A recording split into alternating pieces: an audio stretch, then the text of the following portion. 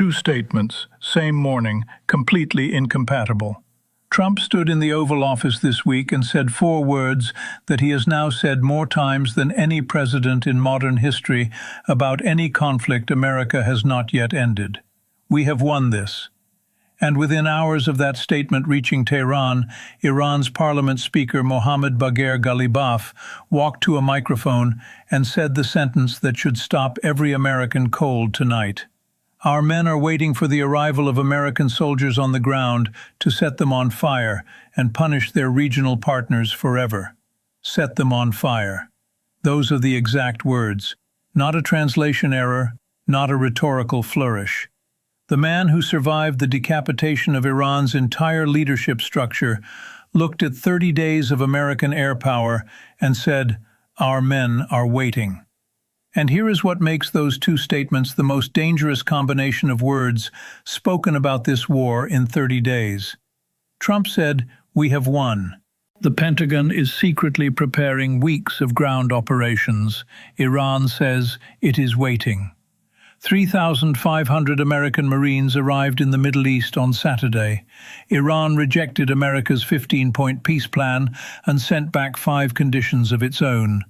The mediators from Turkey, Egypt, Saudi Arabia and Pakistan are meeting in Islamabad right now, trying to hold together a diplomatic process that is fracturing in real time. The Strait of Hormuz remains effectively closed for 30 days. Oil is above $100 per barrel.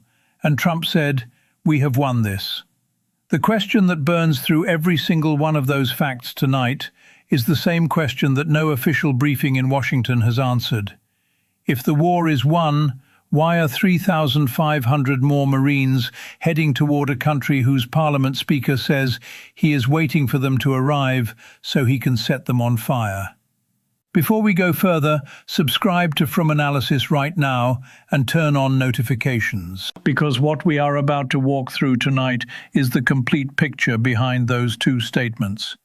The ground operation plans, Iran's 5 conditions, what the mediators are actually trying to do in Islamabad, and what happens to 30 days of air power if American boots land on Iranian soil.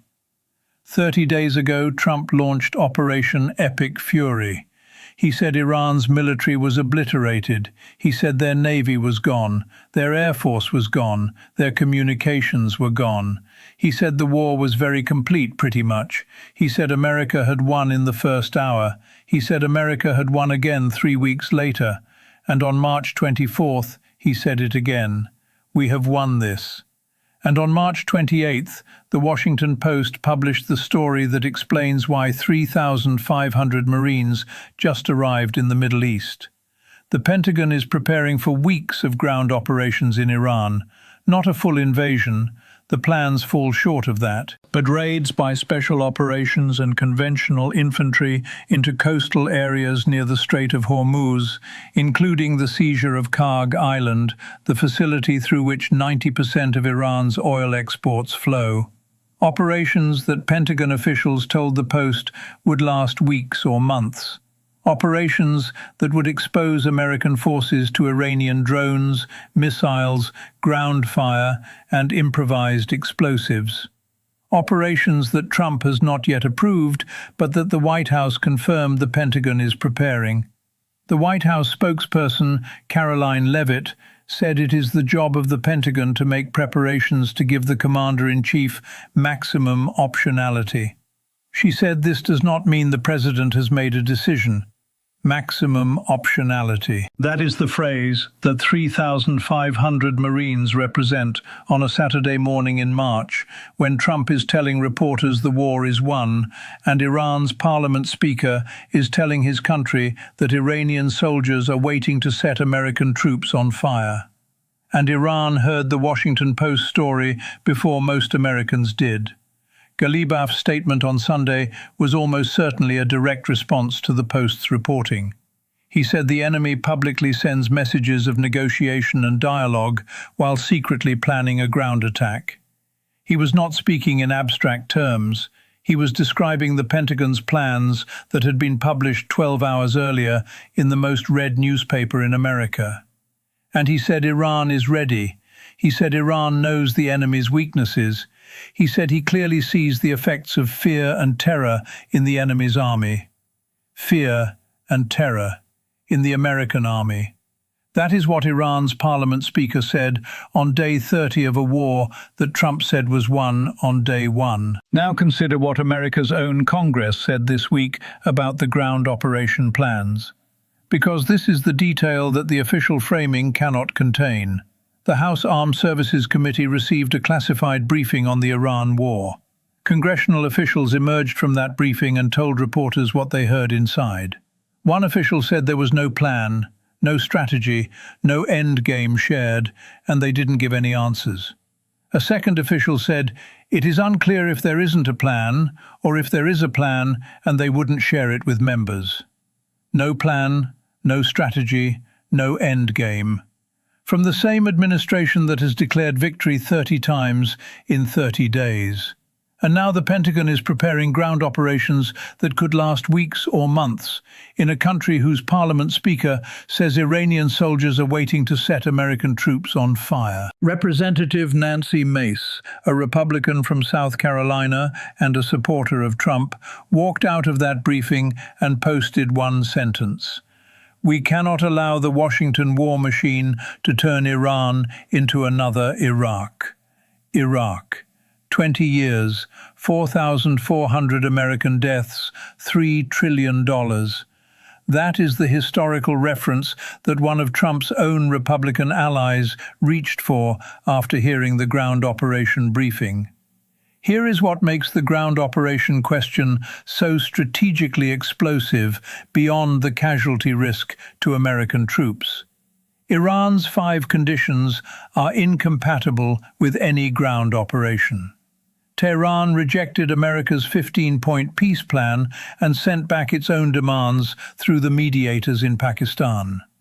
The full details have not been publicly released, but what has been confirmed is the shape of what Iran put on the table.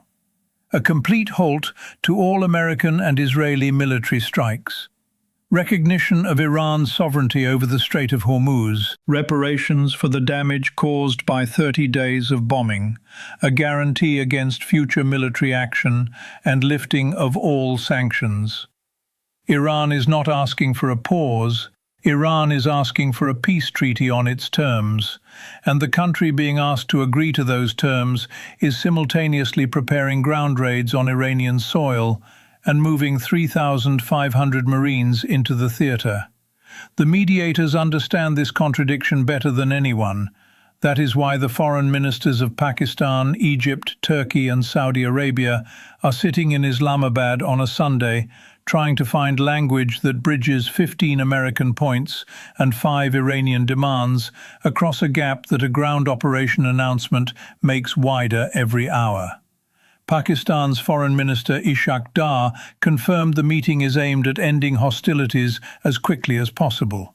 He did not describe what bridging that gap would actually require, because what it requires is one side changing its position fundamentally, and neither side is currently doing that. Trump is preparing ground raids while saying the war is won.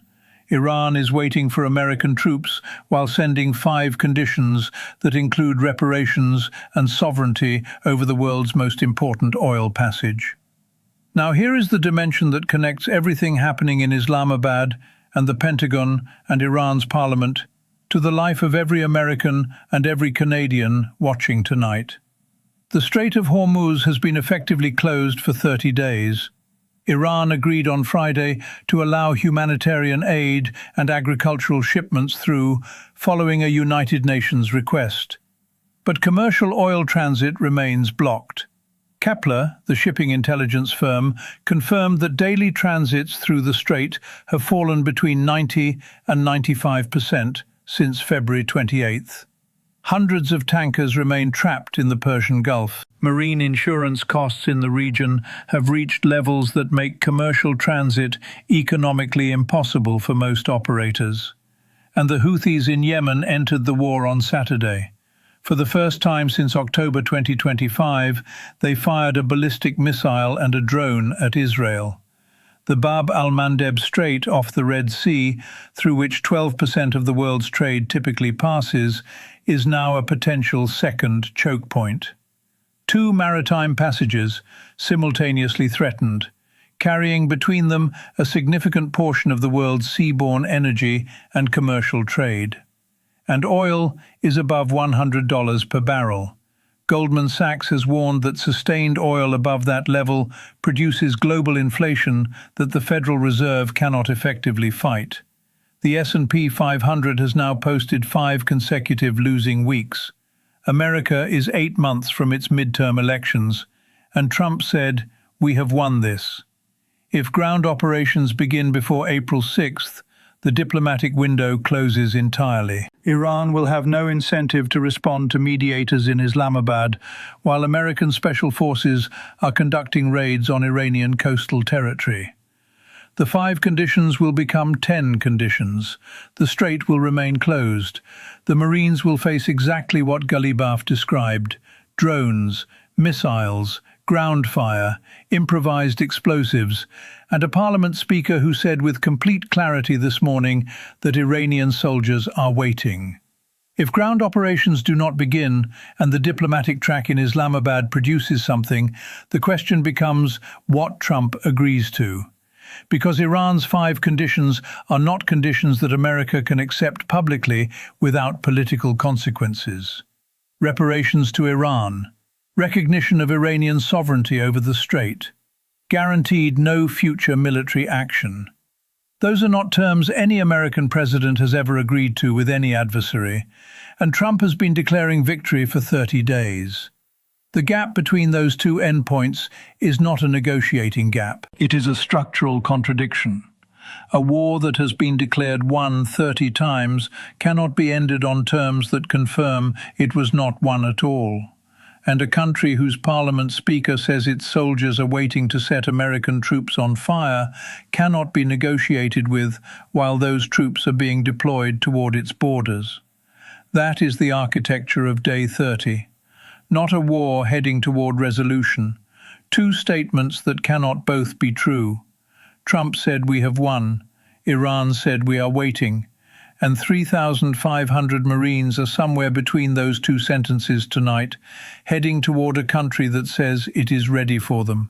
Subscribe to this channel right now and turn on notifications. Because between today and April 6th, this story will move faster than any news cycle can track.